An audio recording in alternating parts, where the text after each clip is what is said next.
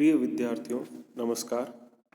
पिछले वीडियो में हमने अरस्तु के दास्ता के सिद्धांत पे चर्चा की थी। इस वीडियो में हम अरस्तु के नागरिकता के सिद्धांत पे चर्चा करते हैं। नागरिकता किसी व्यक्ति को किसी राज्य में प्राप्त वैध स्थिति होती है। नागरिक के रूप में हमें कुछ निश्चित अधिकार एवं उत्तरदायित्व प्राप्त होते हैं। सामान्यतः नागरिकता प्राप्ति के दो मूलभूत सिद्धांत होते हैं। एक तो ये होता है जिसको जस सॉली कहते हैं, उसमें कि यदि आपका जन्म किसी देश की भौगोलिक सीमाओं के भीतर या किसी राज्य की भौगोलिक सीमाओं के भीतर हुआ है तो आप स्वतः ही उस देश के नागरिक हैं।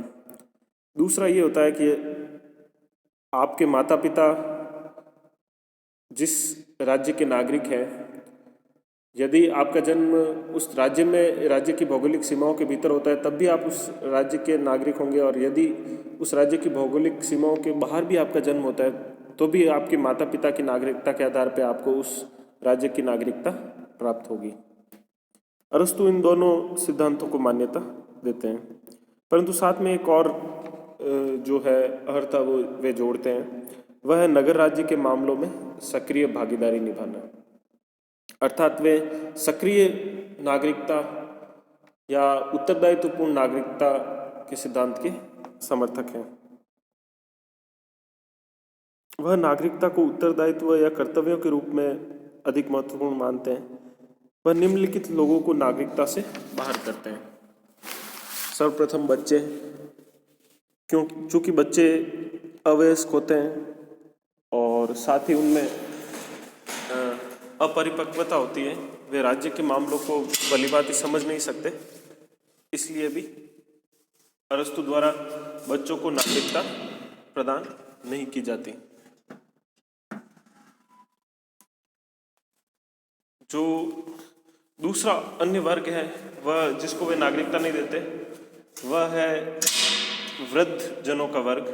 क्योंकि वृद्ध जन शारीरिक और मानसिक रूप से कमजोर हो जाते हैं, इसलिए वे जो नागरिकता से संबंधित उत्तरदायित्व है उनका पूरी तरह से निर्वहन नहीं कर सकते, इसलिए अरस्तु उनको नागरिकता से वंचित रखता है। तीसरा जो वर्ग जिसको अरस्तु नागरिकता से वंचित रखता है वह है महिलाओं का। चूँकि महिलाओं को घरेलू कामकाज करने से जो है घरेलू कामकाज में व्यस्तता के कारण अपनी जो सार्वजनिक विषयों की समझ है उसको विकसित करने के लिए पर्याप्त समय नहीं मिल पाता, इसलिए अरस्तु महिलाओं को नागरिकता प्रदान करने के समर्थक नहीं है। चौथा वर्ग जिसे अरस्तु नागरिकता प्रदान करने के समर्थक नहीं है वह है दासों का। क्योंकि दासों में निर्णय निर्माण की क्षमता नहीं होती और वो इस कार्य के लिए अपने जो स्वामी होते हैं उन पर निर्भर होते हैं। आइए देखते हैं हम इसका आलोचनात्मक मूल्यांकन। यह संभव है कि हम नागरिकता के संबंध में अरस्तु के संकीर्ण दृष्टिकोण, विशेषकर महिलाओं को नागरिकता से बाहर रखने के कारणों की आलोचना करें, लेकिन हमें अवश्य ही अरस्तु की इस हेतु प्रशंसा करनी चाहिए कि उसने राज्य हेतु नागरिकों के कर्तव्यों को महत्व प्रदान किया। हन्ना आरेंट भी नागरिक मामलों में भागीदारी की आवश्यकता को महत्व देती है। वह अपने विचारों के संबंध में अरस्तु से प्रेरित है कि मनुष्य की सभी गतिविधियों में सबसे महत्वपूर्ण गतिविधि नागरिक मामलों में भागीदारी है। आइए अब हम अरस्तु के जो संपत्ति का सिद्धांत है उस पर चर्चा करते हैं।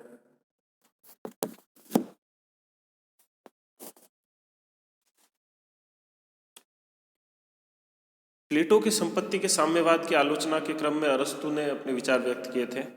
वह संपत्ति पर प्रकार्यात्मक दृष्टिकोण अपनाता है या फंक्शनलिस्ट पर्सपेक्टिव अपनाता है। इसका तात्पर्य है कि संपत्ति समय की कसौटी पर अनुभूत संस्था है और संपत्ति की व्यक्ति, समाज एवं राज्य के लिए बहुत ही उपयोगिता है। हालांकि अरस्तु निजी संपत्ति से जुड़ी निश्चित बुराइयों से भी सहमति रखता है, जैसे कि राज्य की संपूर्ण समृद्धि कुछ एक लोगों के हाथों में संकेंद्रित होना और गरीबी का विस्तृत आकार राज्य के स्थायित्व के अनुकूल नहीं होता। इसलिए वह संपत्ति की संस्था में सुधार हेतु सुझाव देता है। वह संपत्ति के जो उपयोग और प्रबंधन से जुड़े हुए 3 मॉडल हैं उनके बारे में सर्वप्रथम चर्चा करता है। प्रथम मॉडल होता है जिसमें सामूहिक स्वामित्व होता है, अर्थात सारी संपत्ति सभी लोगों की होती है, और सामूहिक उपयोग होता है, अर्थात सभी व्यक्ति सभी संपूर्ण संपत्ति का उपयोग कर सकते हैं। यह संपत्ति का साम्यवादी मॉडल है। दूसरा मॉडल होता है जिसमें सामूहिक स्वामित्व होता है परंतु व्यक्तिगत उपयोग होता है, common ownership but individual use. तीसरा होता है जिसमें व्यक्तिगत स्वामित्व होता है और सामूहिक उपयोग होता है, individual ownership and common use. अब अरस्तु एक एक करके जो व्यवस्थाएं हैं उनके बारे में अपने विचार व्यक्त करता है।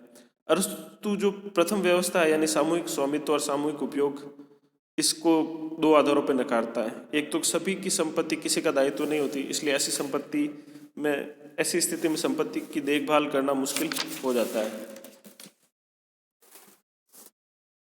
यह उपयोगी नहीं हो पाती। दूसरी, यह व्यवस्था अतार्किक है, यदि यह व्यवस्था अस्तित्व में आती है तो बहुत ही उत्पीड़क बन जाती है।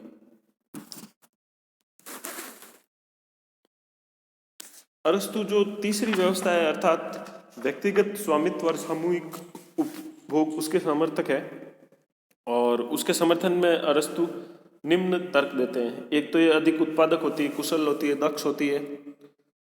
दूसरा, इसमें प्रोत्साहन एवं आत्मसंतुष्टि होती है, इसमें व्यक्ति को अधिक कार्य करने के लिए प्रोत्साहन प्राप्त होता है और उसकी आत्मसंतुष्टि का स्तर बढ़ता है। और तीसरा, इसमें संपत्ति की अच्छी देखभाल होती है। सामुदायिक उपयोग का तात्पर्य किसी व्यक्ति की संपत्ति पूर्ण रूप से उसके स्वयं के उपयोग के लिए नहीं होती और व्यक्ति को अपनी संपत्ति का कुछ अंश समाज को चैरिटी के रूप में देना चाहिए, साथ ही राज्य को कर के रूप में, जिससे वह अच्छी सेवा प्राप्त कर सके और राज्य एवं समाज के प्रति अपने उत्तरदायित्व को निभा सके।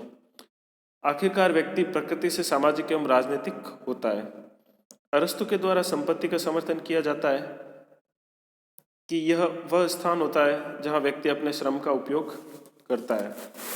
यह श्रम उसके दासों का भी हो सकता है, लेकिन अरस्तु गलत तरीकों यथा रकम उधार देना, छीनना एवं चोरी करना से संपत्ति प्राप्त करने का समर्थन नहीं करता है। अरस्तु के द्वारा संपत्ति का समर्थन किया जाता है कि यह वह स्थान होता है जहाँ व्यक्ति अपने श्रम का उपयोग करता है। यह श्रम उसके दासों का भी हो सकता है, लेकिन अरस्तु गलत तरीके से यथा रकम उधार देना, छीनना एवं चोरी करना से संपत्ति प्राप्त करने का समर्थन नहीं करता।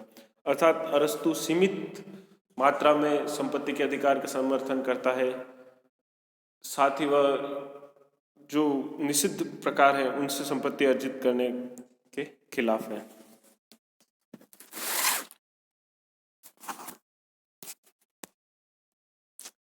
अरस्तु का न्याय और समानता का सिद्धांत। अरस्तु न्याय के 2 आयाम हैं।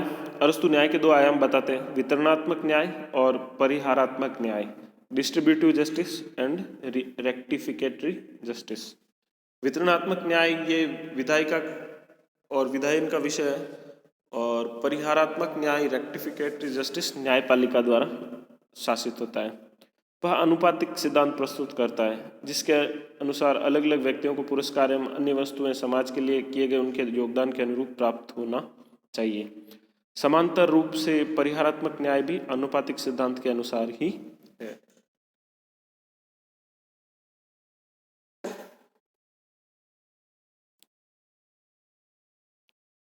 समानता, अवसरों की समानता,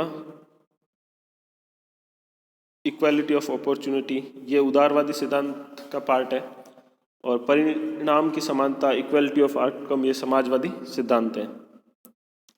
अरस्तु का कथन है कि असमानों के साथ समान व्यवहार अन्यायपूर्ण है। It is unjust to treat equals unequally. असमानों के साथ समानता का व्यवहार समान रूप से अन्यायपूर्ण होता है। राज्य की गतिशीलता संचलन के लिए न्याय के सिद्धांत एवं समानता के सिद्धांत में परस्पर अंतर संबंध उपस्थित होता है।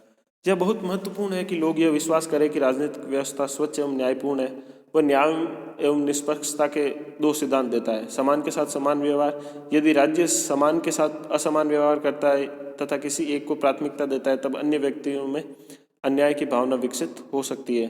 अलगाववादी एवं क्रांतिकारी प्रचलन बढ़ सकते हैं, इसलिए वह राज्य के लिए अच्छा नहीं है। असमान के साथ असमान व्यवहार, ट्रीट अनइक्वल्स अनइक्वली, इसका तात्पर्य है कि राज्य को योग्यता श्रेणी की भिन्नता व्यक्ति द्वारा समाज के लिए किए गए योगदान को मानना चाहिए और उसी के अनुसार पुरस्कृत करना चाहिए। यदि राज्य असमानों के साथ समान व्यवहार करता है तब भी अन्याय की भावना उत्पन्न हो सकती है। हम अरस्तु के समानता के सिद्धांत एवं उसके दासों के सिद्धांत में संबंध देख सकते हैं। अरस्तु ने स्थायी एवं स्वामी एवं दास में भिन्नता की है। गुलामों को स्वामी नहीं बनाया जा सकता। इसका तात्पर्य है कि अरस्तु विभेदकारी पुरस्कार की व्यवस्था, डिफरेंशियल रिवार्ड्स एवं योगदान आधारित समाज, मेरिटोक्रेटिक सोसाइटी का समर्थन करते हैं। हम अरस्तु एवं प्लेटो के विचारों में निरंतरता देख सकते हैं। अरस्तु परिणामों की समानता के समाजवादी विचारों के आलोचक हैं। अरस्तु परिणामों की समानता के समाजवादी विचारों के आलोचक हैं। हम अरस्तु के विचारों को स्वीकार कर सकते हैं यदि समाज में समान धरातल पर लाने की कोई प्रक्रिया अपनाई गई हो। अतः समानता की प्राप्ति के लिए राज्य द्वारा कमजोर वर्गों के पक्ष में सकारात्मक कार्रवाई आवश्यक है।